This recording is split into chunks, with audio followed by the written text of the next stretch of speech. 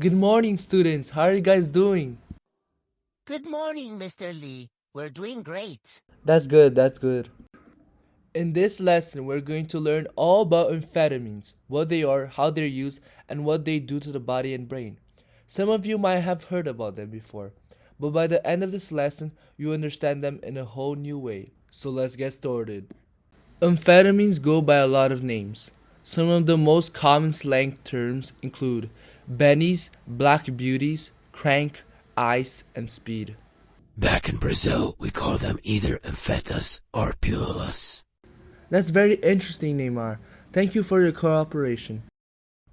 So, amphetamines can look like a pill, powder, or liquid when dissolved for injection, but they can also appear as a crystal. Very interesting. They are usually ingested as pills or injected when dissolved in liquid.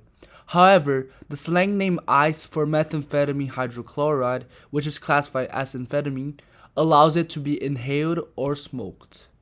Amphetamines are not natural, they're completely man made in laboratories. They were originally created as a medicine, but because they also gave people energy and euphoria, they started being misused. Can someone like me take it? Great question, Sophia. The answer depends on how and why it's being used. Let's talk about when amphetamines are legal and when they're not.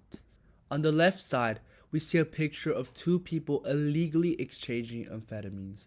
This is wrong and illegal because taking amphetamines without medical care or a prescription is against the law. These drugs are highly addictive and dangerous when misused. But on the right side, we see a person taking amphetamines under medical supervision. This is because they have ADHD and were prescribed the medication by a doctor. In this case, amphetamines are legal and used safely to help manage their condition. Well, you may be wondering, what is ADHD? So, it's a condition that makes it hard for people to focus, sit still, and control impulses. This can affect school, work, and daily life. Doctors prescribe amphetamines to help people with ADHD stay focused and complete tasks more easily. Oh, and if it didn't get clear enough, amphetamines are stimulants. This means they speed up the body's system. What happens if someone without ADHD takes amphetamines? Well, this is where things get dangerous. Let's look at the short term and long term effects. When someone takes amphetamines, their body temperature increases, which can cause excessive sweating and discomfort. Their blood pressure and pulse rates go up. They also start breathing faster as the drug stimulates their respiratory system. Amphetamines can cause flushed skin and make users lose their appetite, sometimes going long periods without eating. Over time, this can lead to dehydration and physical exhaustion as the body runs out of energy. Since amphetamines make the brain more active, users may feel hyperactive and restless. This can make it difficult to relax or sleep, leading to insomnia. Many people also experience headaches and dizziness, especially when the effects of the drug wears off. For the long-term effects, amphetamines can cause brain damage, leading to memory loss, paranoia, hallucinations, and erratic behavior. It also puts extreme stress on the body, causing heart damage, liver damage, kidney failure, and lung disease. Users may also suffer from hyperthermia, where the body overheats, and a weakened immune system, making it harder to fight off infections. Wait, these things literally cause death, right? That's exactly what I was about to explain next. The most common causes of death include heart attack, heart failure, and stroke, as the drug puts extreme strain on the heart and blood vessels. These conditions can happen suddenly, even in people who seem healthy. Another serious risk is hyperthermia, where the body overheats so much that organs start shutting down. If body temperature rises too high, it can cause brain damage and multi organ failure, which can quickly lead to death. Long term use can also lead to kidney failure and liver failure, since these organs are constantly working to remove the drug from the body. When they stop functioning, toxin builds up in the bloodstreams, poisoning the body and leading to death.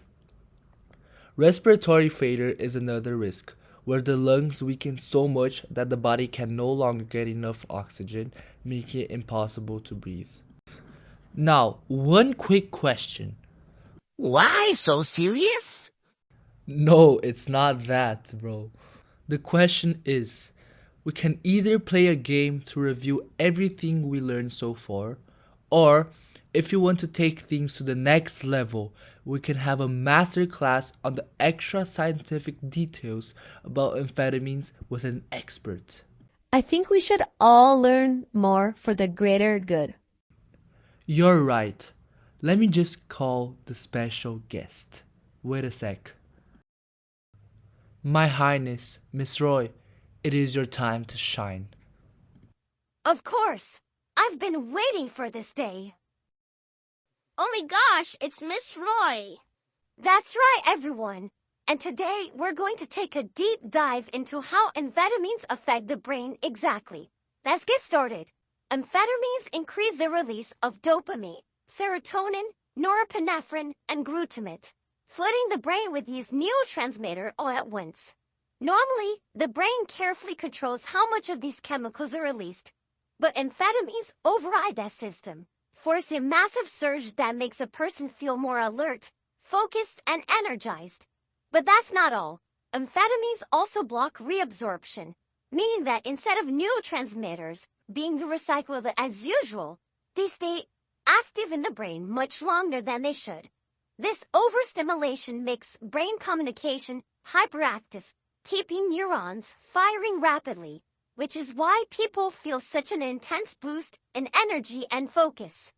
However, the brain isn't designed to handle this level of stimulation for long. To compensate, it adapts by reducing its natural production of these chemicals and shutting down receptors. Over time, this makes it harder for the brain to function normally without the drug. Congratulations, Miss Roy. The explanation was the best ever. Thank you, everyone. I'm glad you all enjoy it. Bye, guys! Alright, everyone, that's it for today's lesson. Thank you all for your participation, and a huge thank you to Miss Roy for her amazing explanation. Bye, Mr. Lee. Bye.